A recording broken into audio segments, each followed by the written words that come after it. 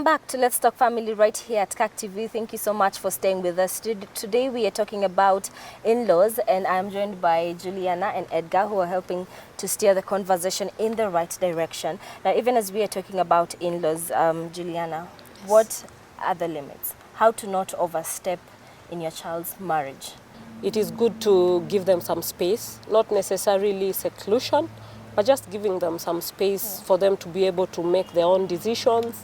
Because sometimes I normally even tell women when they complain too much, I'm like, you never know what tomorrow holds. You might not be there tomorrow to maybe make decisions for that son. So at the end of the day, it's like you're breaking his family without knowing it. And I would say, like, if it is for the daughters of the family, you see, if there's something really painful that a lady had to tell me in a particular meeting, and she said that if you want to survive in a marriage, get connected to a guy who does not have a mother. Like according to, and it's there, according to what ladies or young ladies think nowadays, that it is safer to enter into a family that the mother has passed on. And to me, I find it to be really painful because this mother is the one who should actually come. Even the children that you're going to sire are supposed to have a grandma. Like we are out here praying for long life. Sure. So like what I would say to young ladies is, like at the end of the day, what you're doing in that particular family is an extension of what will happen to the next family. Maybe even your son will get married at some point. You won't stay young forever. Your brother will get married. So like the things, just do to others what you would like them to do unto you. Yeah. You just go back to the Bible and pick whatever you can and just use it. And also, I normally speak of friendships. Friendships that don't have growth, friendships that don't have advice, friendships that only are there to break. Women say that when they are married, sometimes I can't leave a particular friend or that. You see, when you're getting married, marriage is a life of sacrifice. So if you cannot sacrifice for your child so that they can be raised well, now you don't know what marriage is all about.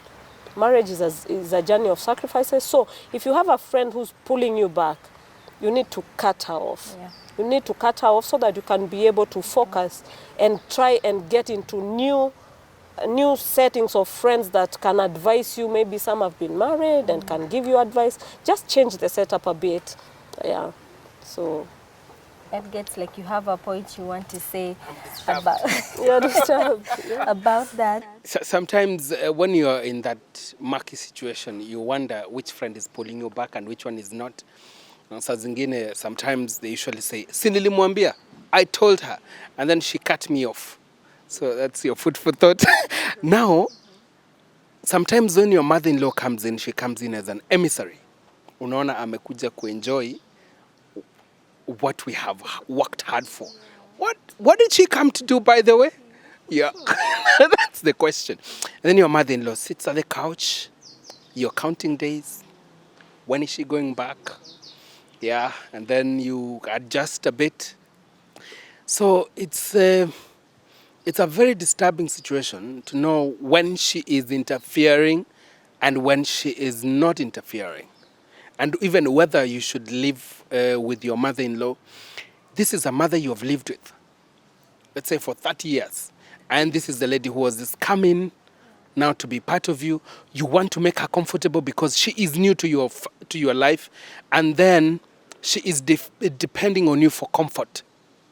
Without you, she's not comfortable. And then your mother is here, she should be here with you. Interesting. It boils down to that understanding woman again, who knows how to balance, who knows that this woman who is in this house is the one who bore this male child, and you are part of the family. Because they say, there's a story at home, we were at home, so there's a neighbor who was beaten up by the son. He was beaten up, the son beat up the father thoroughly.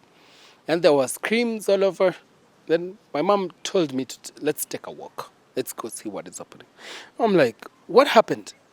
Then she told me a very strange story. She told me that this father who has been beaten beat up the father. So it didn't happen to that family also. It also happened to the other family, another family too. So they say, what you do to your father will be done to you. As the counselor said, that you can't wish death to someone. Do what you can do. And then the one coming, the one who will marry now, your son too, will do the same. Yeah, it is, you inherit. It goes from generation to generation. Then I can give you a scenario of a case we had about 3 months back.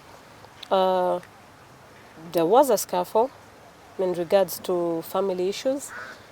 A daughter started fighting the mother, the mother-in-law. Yeah.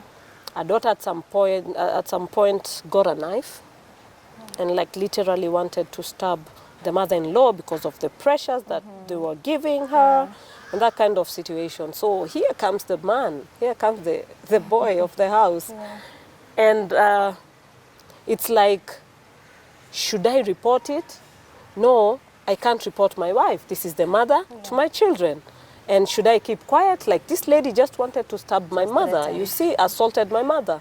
So, like, at the end of the day, it was a very difficult case because even just trying to bring those two people into one cubic room like this, it was hell. Let alone now taking them through the sessions of what did you do wrong? What did you do right? So that is where the third voice comes in. Yeah. That's why when I speak of counseling, it boils back to government, boils back to church, it boils back to schools. Everybody must take in their responsibilities. Like when you try and just walk around, we have a lot of house units from where we sit. But just try and walk in any and show me where you can get into a place where if like you're done, you're stressed out, you can just enter somewhere and somebody would listen to you.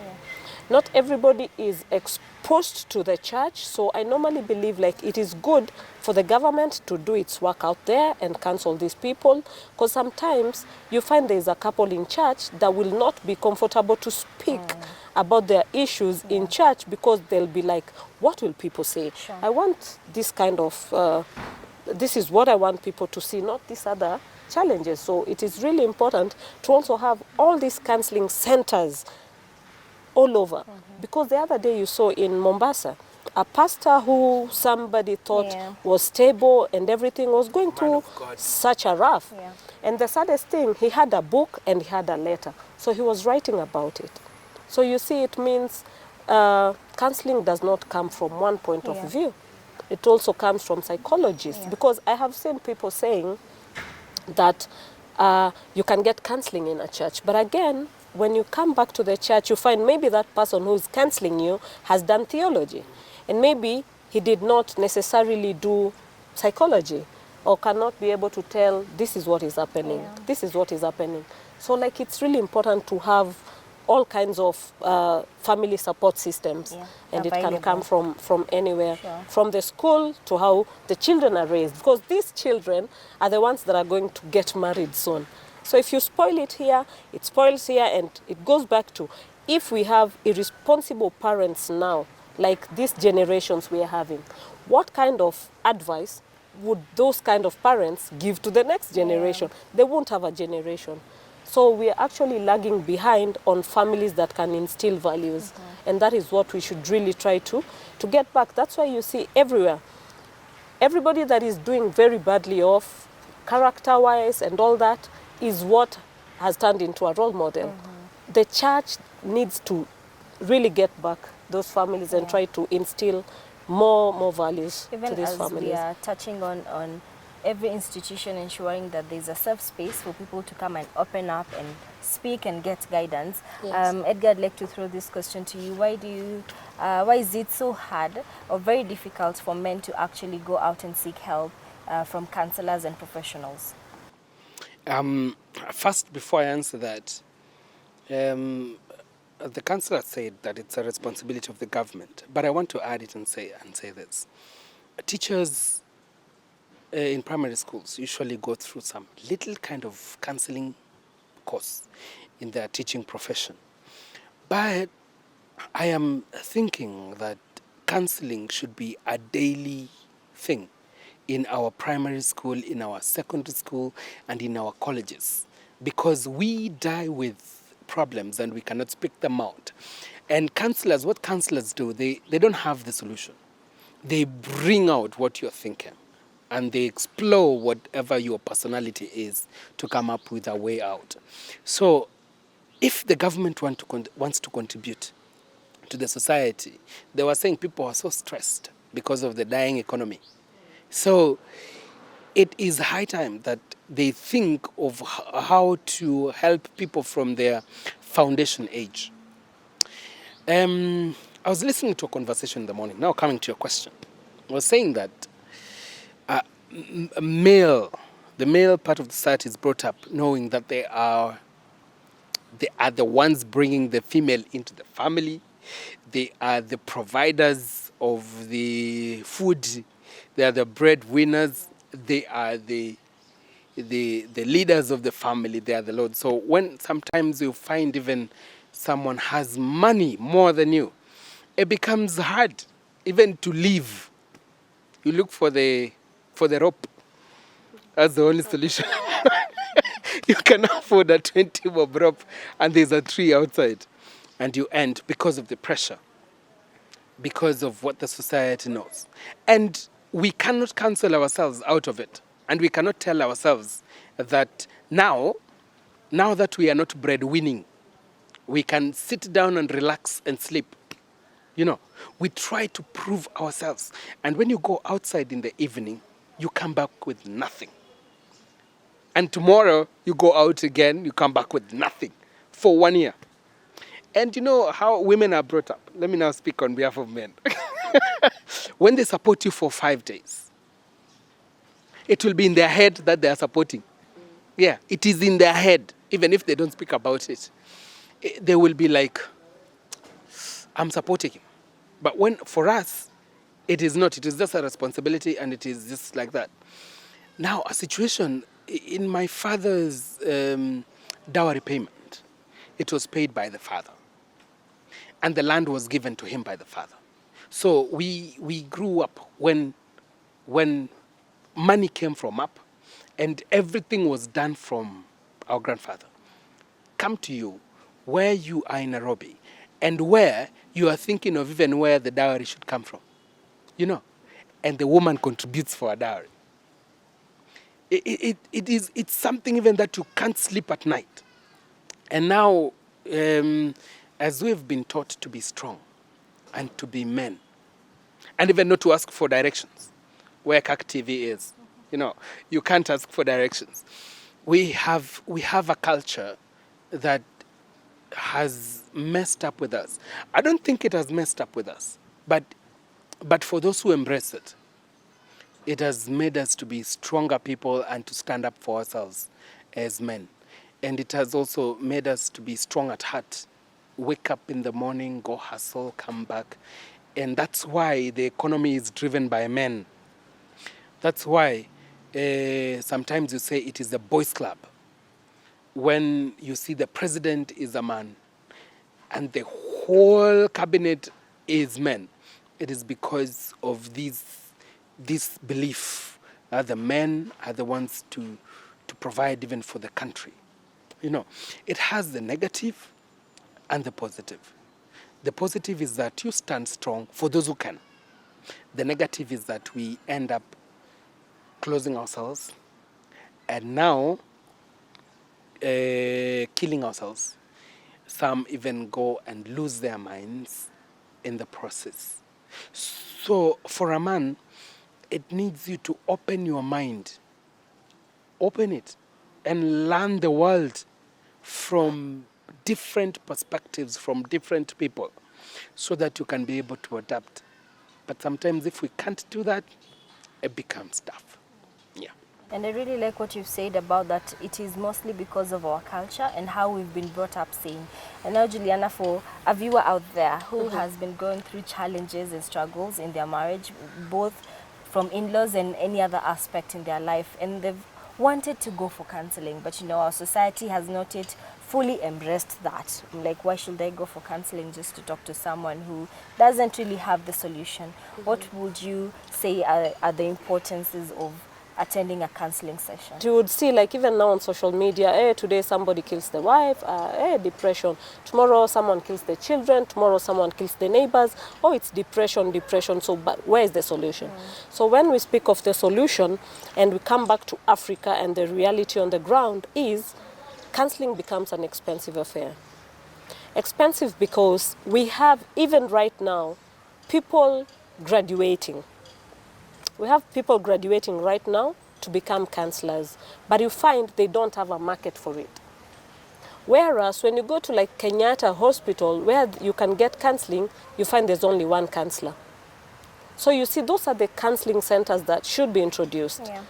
And those are the kind of manifestos that I normally bring back politics to everything, because politics holds on to everything. Those are the things that when someone comes to you, those are the things they should be talking about in the manifesto. Something else is the third voice. The third voice I was speaking about, you first go for something that is free. Something that will not cost you. Let's say I'm stressed now and counseling is 10,000. Does it mean I sit and wait for the 10,000? No. You find someone who can actually be a sober mind, that can listen to you even for free, that you can just bond with and be able to speak to. And what I can tell viewers is, nobody has the solution to your problems firsthand if not God. Like, first of all, God is that force that, okay, I'm almost giving up, but you need to just hold me. Where does it take us back to? Our books. Just read. You know, you'd rather be a poor person in the bank, but not in the soul. Like, because that is something you can access, read, go speak to someone, you know, who knows something about the church, someone who can guide you even in the church, because they won't charge you for it. So I would say it starts with you, then the third voice. Then, if it's not really working, you can now find the counselors that are offered by the government. Yeah, or the church. Yeah. Because I'm sure there are people that are listening that maybe it goes back to parenting. Yeah. I have met people in sessions that tell you they have never been to a church before. And it's not them. It's a generation that is cropping up. So you find my mom taught me church values, and I've never departed from them, because it's something I got when I was young, and I use it in most of the decisions I make in my family. But now you see, you have this person who's coming for a session and has never even stepped in a church before. So like, for them, it's really different or difficult to even tell them, oh, go there, go there. So as a counselor or psychologist, you find what is the issue and you deal with it off the church. Yeah. You pray with them and give them hope, but also, because that is the only place hope can be found, the church. So as much as you're married, all I advise is you never let go of the church. Never. Yeah. Right. So if counseling is too expensive, which it is today, especially private practitioners, quite expensive, and you can't afford that, you can also seek a third party, just as you have said. However, I don't know what the criteria could be to ensure that this third party is actually giving you advice that is positive. So does that mean like you have a third party and a fourth party to analyze the third party? Such a difficult situation, and maybe situation. Just because you'll be winding up. Now what I did, you know, it goes back to, you know, counseling and psychology is something that we do it by passion. I am employed, but I make sure that I give like in a week I give like 83 free sessions for people that are just in need. Like anyone who needs to reach me, I do it for free. Like if you cannot come to the office or cannot access, as long as it's within Nairobi and I can facilitate, we just get the driver to where this person is. Sometimes counseling is not even a matter of financial stability. I have been called in for sessions by millionaires, and you find this is someone who has money, so the issue was not that money. So like we are able to reach out free of charge for anybody who would love. So I can give a number, Sure. maybe by the time. We are coming to the Yeah, end. we're coming to All that. right. So we are almost at the end, though. Okay. It has been such an interesting discussion today. Maybe any final remarks you'd like to give, Edgar, to the boy child, especially in today's society and the challenges they are facing? I'd like to tell the boys to be strong and courageous. And as she said, God comes first in everything. And the first person to reach is God. And God brings counselors. God will not talk to you directly. They use people to influence you. And speak it out. Whenever there is an issue, speak it out and get free counseling. They sometimes, the Catholic Church is so good in such things. They usually have counseling centers. You can even go to where you are not known, away from your home. And you get that sister who would just listen to you because you have the solution you yourself. They don't have solutions. You have the solution you yourself. So be strong and fight on. Yes. And fight on. Yeah, what I can say is this, pretty fast. As women who are getting into marriage now, these children that are being left in the street, are being left without direction in the name of, I cannot do it. Like nowadays, you ask someone, so you guys had an issue, so did you talk about it? No, me, I left. No, you have to be able to sit and give yourself that chance to even talk and communicate and be able to know if you can solve it. Because at the end of the day, the decision is not just you. Also, the children are hurting. They hurt so much. They talk to us in the schools. They tell us what they go through, and it's not easy. So as a lady, when you get into a family, don't make it turn into a competition. As you all know, women really bring solutions to the community. So be a solution and not a problem. So just respect. It's really good to respect, no matter how a person or a mother-in-law wrongs you. Again, if they're the ones that are in the wrong and you talk to them badly, you're casting a curse upon your life. So it's good to find other ways of dealing with it. So maybe I can give my number. Sure. Yeah, because you can reach me via text or WhatsApp. It's 07. Yeah, my number is 0723 031 342. Yeah, and I'll be able to communicate to them. Yes. Sure. Thank you so much all for coming today. It has been an enlightening topic where we have seen that counseling is a good solution, but if you can't afford, do not rob the bank. Seek for a very reasonable third party to help you through the situation. Thank you so much.